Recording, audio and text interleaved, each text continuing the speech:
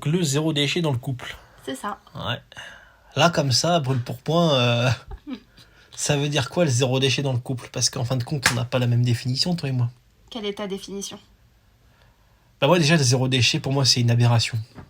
Pas générer moins de déchets, au contraire, c'est zéro déchet. À partir du moment où on existe, on génère un déchet. Et je prends l'exemple tout bête.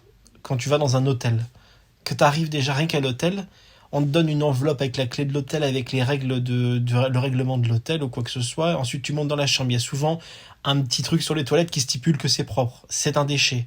Donc t'imagines, t'as même pas fait 5 minutes en arrivant dans un hôtel que ça fait un déchet. Alors en gros, le zéro déchet, c'est compliqué. Alors oui, après, personne n'est zéro déchet.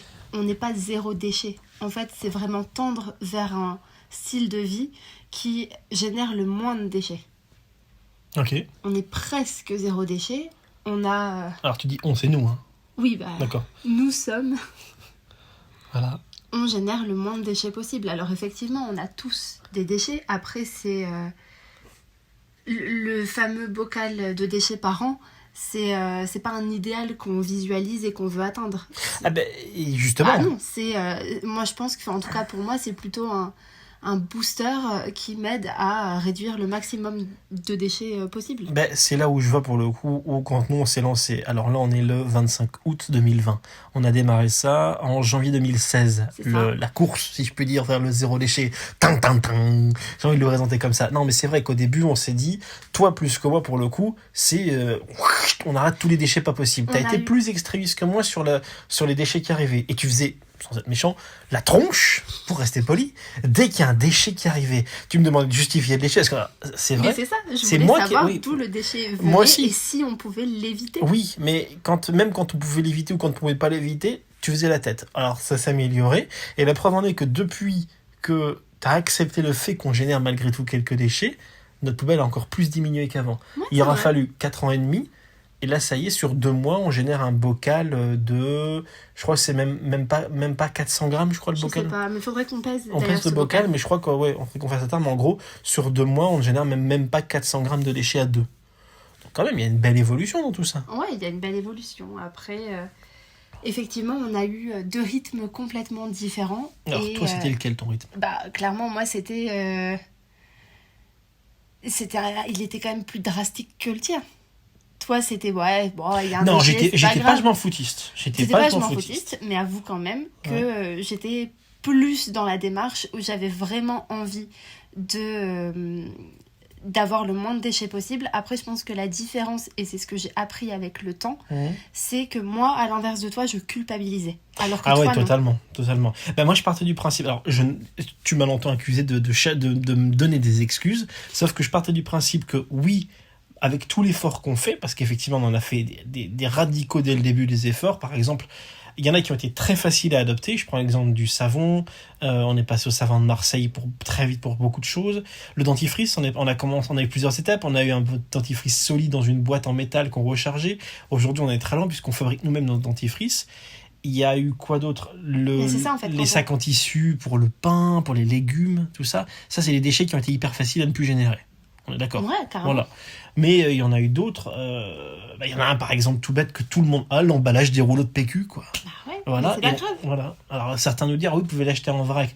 Sauf qu'à 50 centimes le rouleau de papier toilette, je vous laisse faire le calcul. Quand on est 2, 3, 4 dans un foyer. Et alors, qu'on a une grosse consommation de PQ. Comment ça, chez moi, Caca? Je vois pas de quoi tu parles. Non, mais voilà. Mais effectivement, après, c'est vrai que le zéro déchet, il y a 4 ans et aujourd'hui, on n'est pas du tout au même niveau. Au-delà de générer moins de déchets qu'avant, c'est aussi... Ça, on est content quand même. Ouais, mais ce que je veux dire, c'est qu'on a aussi appris de nous-mêmes. Effectivement, on avait ce dentifrice solide qu'on rechargeait et au final, on s'est rendu compte que c'était pas trop ce qui nous allait. Puis au-delà de ça, c'était pas terrible. On l'a créé nous-mêmes, donc on a fait la poudre de la famille presque zéro déchet et ça a été la révélation. On a kiffé, mais dès le départ. Ouais. Et voilà, en fait, c'est ça ce qui est bien aussi avec le zéro déchet, c'est qu'on adapte au fur et à mesure. On est passé des bouteilles de shampoing ou de gel douche à du savon solide. Ouais. Et ça, pour le coup, toi comme moi, ça a été Ça a été assez évident, assez même logique pour le coup. Parce qu'il y a des trucs, enfin, si alors je reprends qu'à l'inverse de toi, j'ai quand même une grosse masse de cheveux et des cheveux bouclés. Pour toi, ça a peut-être fun. Et ça s'est super bien passé dès le départ. C'est clair que oui, bon, voilà, pour le coup, la différence homme-femme. Alors toi, t'as jamais été dans les produits, machin, bidule chouette, shampoing après shampoing, pendant shampoing, sur shampoing, over shampoing et mousse anti-shampoing. T'as jamais été comme ça. T'avais, voilà, ça, je suis très content de là-dessus. Juste un shampoing. Juste un shampoing.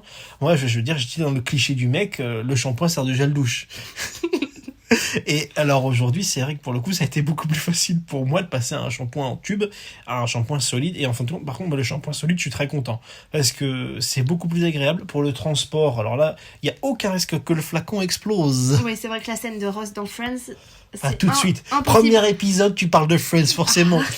La vie est une référence à Friends. Ouais. Non, mais c'est vrai. Je veux dire, si Ross avait été zéro déchet, il n'y aurait pas eu de problème. C'est pas faux.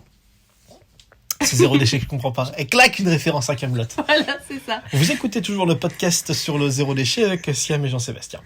Voilà, c'était la petite transition à 1,30€. Voilà, en tout cas, tout ça pour dire que le zéro déchet dans le couple, ce qui est vraiment important de souligner, c'est qu'on avait 2 rythmes différents.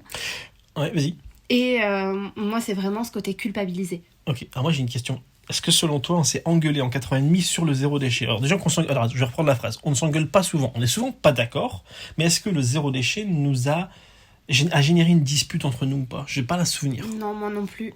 Après, c'est ce que tu dis. On est souvent pas d'accord. Ouais. Et à l'inverse de toi, moi, quand un déchet rentrait, je voulais analyser un peu ce déchet à la loupe et je voulais savoir pourquoi il y avait ce déchet, est-ce qu'on pouvait l'éviter et si on pouvait l'éviter, comment ? Mais ça, j'ai jamais été réticent à ça. C'est juste qu'à l'inverse, tu avais un truc en plus, c'était que tu culpabilisais, comme tu disais. Oui, mais tu partais aussi du principe que comme on faisait déjà beaucoup de choses... Bah, c'était pas grave, ou c'est pas grave de générer un déchet. C'est ça. Moi, alors, je suis d'accord avec toi. Aujourd'hui, avec le recul, ça me fait chier clairement dès que je génère un déchet. Mais je prends l'exemple tout bête du café. C'est un exemple, le café. Le café, on a plusieurs options. On peut l'acheter en vrac, tout ça. Sauf qu'on a, par ton expérience dans un café de spécialité, tu as découvert ce que c'était que le vrai café, le bon grain de café.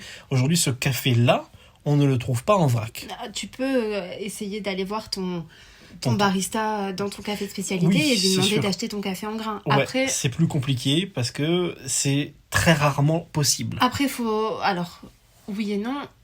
Sur l'île, il n'y a que 3... Voilà. Y a oui, on prend l'exemple de l'île, bien évidemment. Voilà, peut-être que sur Paris, sur Bordeaux, où il y a une grande scène du café spécialité, je crois, c'est ça ? À Bordeaux, ouais. Voilà, ça peut être autre chose. Mais voilà. après, aujourd'hui, on génère des cafés d'emballage. Des emballages de café. Oui et non. Pourquoi ? Oui, on génère des déchets par rapport aux emballages de café, mais on a décidé non pas de les mettre à la poubelle, mais de les utiliser et on en fait de la déco. Oui, voilà. Aussi bizarre que ça puisse paraître, si un jour vous venez chez nous, il faudrait peut-être mettre une photo, tiens, ça, avec le podcast. On affiche nos paquets de café donc dans nos toilettes. Et aujourd'hui, moi, en tout cas, j'ai grandi par rapport au zéro déchet de la Siam d'aujourd'hui et la Siam d'il y a 4 ans.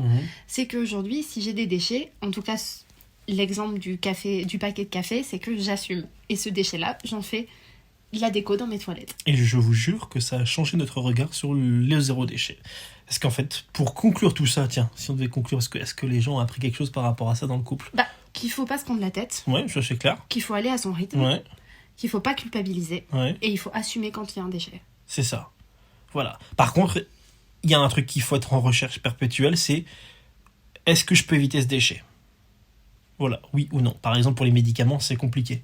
La pilule, le Doliprane, n'en sait rien. Si on a un traitement, je veux dire, moi par exemple, j'ai eu un traitement pour mes intestins, voilà, disons-nous, j'avais un déchet, je ne pouvais pas faire autrement. C'est ça, et on n'a pas d'enfant non plus. Voilà, nous on n'a pas d'enfant, effectivement, on a cette chance. Donc, cette chance, pardon, excusez-moi, je suis désolé, c'est notre façon de voir les choses. Ce que je veux dire, c'est que pour X raisons, on n'a pas non plus ce recul de parents où tu t'auras beau faire attention et tu vas quand même générer des déchets.